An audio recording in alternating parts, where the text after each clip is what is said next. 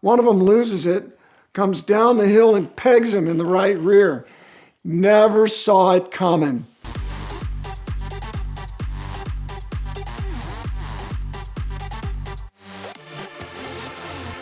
When you win at the Rolex 24 at Daytona, it's sponsored by Rolex, and the trophy is a Rolex. I'm not wearing mine because it broke down after I wore it every single day for 12 years and never did the $600 service that you're supposed to do because I'm cheap. Well, we won twice at Daytona, and so I had two Rolexes, and the second one I actually gave to a team owner because they give Rolexes to the drivers, but they don't give it to a team owner. And this team owner was very important to me. I love the guy and elevated my career. Took it from street cars to real race cars, basically. And we had the best time. I gifted that watch to him. And I thought that was a really big deal and it was appropriate. I also thought that it was okay to give away a watch because I thought I was going to win more. Honestly, I really thought I was going to win more. In the 2000s, I was getting good rides on good teams and almost won a lot of races. But for everybody that wins, there are at least 5 other teams that woulda, coulda, shoulda, but for this or that. There were several other years where we woulda, coulda, shoulda won. And this is one of those years. We're with Mike Levitas in a Porsche 911 996 Cup car in whatever class it was called at the time. And we're having a good run. Myself, Mike Levitas, I forget who else was in the car, but we had a guy by the name of John Littlechild, who was a gentleman racer and is a gentleman, one of my favorite people on earth. John vintage races a DB6 Aston Martin. He was a very talented driver, was doing a great job. We're in the Rolex 24, right? We're competitive. It's 25 or 6 to 4. It's the bloody middle of the night. And I'm sleeping in the motorhome and getting ready to go drive again. And I woke up because it was quiet. Anytime it's quiet, that's bad at a 24-hour race because you know something big has happened. Turned out it was a full course yellow. It wasn't a red, so it wasn't that bad, but it was a full course yellow. And whenever it goes full course yellow at a 24-hour race, the first thing you as a racer think is, I hope it's not my car. Well, it was. It was our car. And here's what happened is John Littlechild's in his 996 Cup. He's doing everything right. He's running low on the banking in NASCAR 4 and up high. The prototypes are going by. When I spoke to John, he crashed in a funny place. Like NASCAR 4, he came down off the banking and actually hit the wall down in the infield, which is a long way over there. And I thought, God, John, what happened? I mean, did the thing like break off a wheel or something? And he goes, honestly, Randy, I don't know. And I thought, what do you mean you don't know? You're a good driver. This is not your first rodeo. You've done a ton of racing. He goes, I don't know. He said, I was just driving along and then all hell broke loose. Well, it took a little while to figure it out. But what happened is John's going along at 155 miles an hour in his 996 Cup in NASCAR 4 on the high banks. Behind him, 2 Daytona prototypes tangle, but they're going 25 miles an hour faster. 2 of them tangled.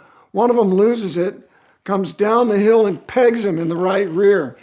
Never saw it coming. From back here somewhere, a prototype torpedo takes him out and sends him into the wall. And this is why for everybody that wins a race, or especially a 24-hour race, there's probably at least 5 other people that woulda, coulda, and shoulda, but something like that happened. They're driving along perfectly innocent, not doing anything wrong, and something falls out of the sky, and you're out of the race. I got another one. I run Stevenson Motorsports, and we're in a Pontiac body on top of a tube frame, really great race car. And we're doing very well. We're running maybe 4th. We got a shot at winning this thing. Car's reliable. And my co-driver's in the car this time, and it's the next morning. We've gone all night, and it's the next morning, so we've gone a long ways. Gunnar Jeanette's in the car. talented driver. I think he's still at it. He's coming into turn 3, which is a simple 180, and he gets into a huge crash. At first you think, Gunner's too good to do that. He would not do that. 2, what the hell happened? So we watched the in-car video. We were able to keep running, but it bent all 4 corners, and the team did an amazing job of fixing it in a hurry, but all 4 corners. He's coming into a corner, and there's a slow car, GT car. Our Pontiac is a GT car, and he's passing this slow GT car on the right, coming into the corner. Everybody's behaving themselves. It's all good.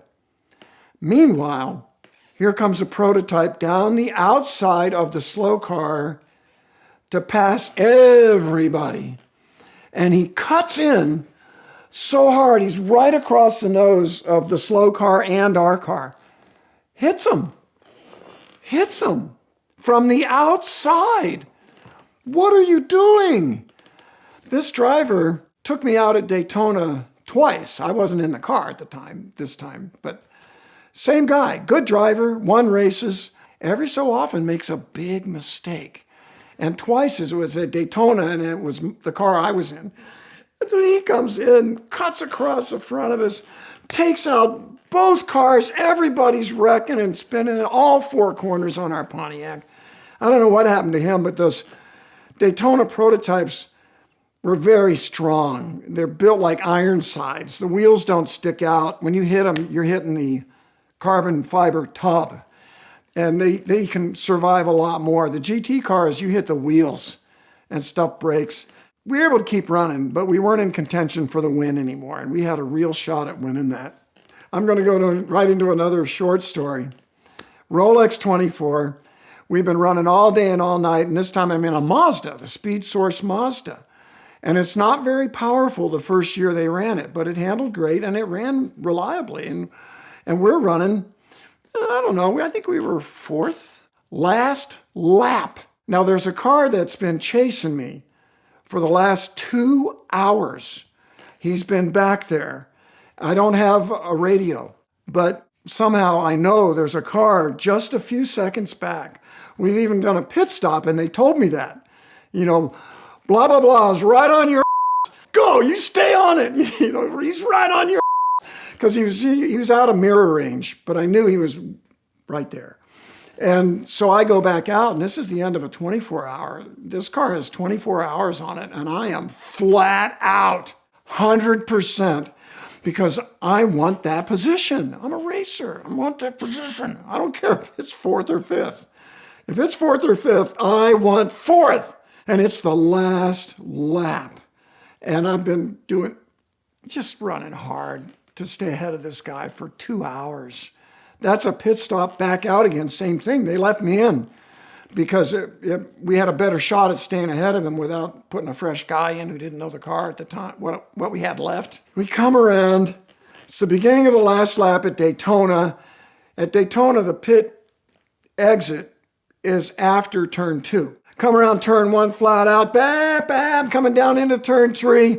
Here come 2 local Corvettes. In those days, there was always a couple of local Florida, Orlando, Miami teams that would run, and they were great guys. And they'd run for half an hour and come fix the car, and then run for an hour and then come fix the car. And they're 195 laps down, and they come out of the pits to do their last lap so they can be counted as finishers. And photo opportunity. So they're side by side, blocking the road. And here I come with my hair on fire with this guy I've been trying to outrun for 2 hours. And blah, blah, blah, blah, blah, blah, blah. I'm like, I can't get by him. And boom, this guy shows up next to me in the brake zone and gets ahead of me. Both of us get by the 2 big, dumb, friendly Corvettes. Get out of the way. And now we're racing. And now this guy's ahead of me. I get him back in turn 6 and come out up on the banking ahead of him. But as I figured, he gets me back on the way to the chicane. comes out of the chicane ahead of me. I'm faster out of the chicane, but I can't get by him, and he beats me for position. Those two guys come out to do their photo opportunity. This is why I've always thought it was kooky what they do at Le Mans, where everybody goes real slow, and they even have like the flagman standing on the track at the end of the race, or they used to just a couple of years ago. And I remember cars showing up behind them that are racing for position. And yet the three Audis are all lined up, da-da-da, hey, we won the race. Well, there's still guys racing behind you. That was me that day, and I lost the position. So all good racing, but I hate losing a position. Finding your next dream car can be like searching for a needle in a haystack, but the best tool to use is AutoTempest.com. AutoTempest is the smartest and most powerful tool to search for your next car or your dream car because they allow you to search all the major listing sites at once. Their motto is all the cars, one search, and they've been supporting VINwiki for the last 3 years. Quite honestly, it's the first place I go to look when I'm searching for my next car, and I think that you'll absolutely love it. So check them out today at the link in the description below, and thank them for their continued support of VINwiki.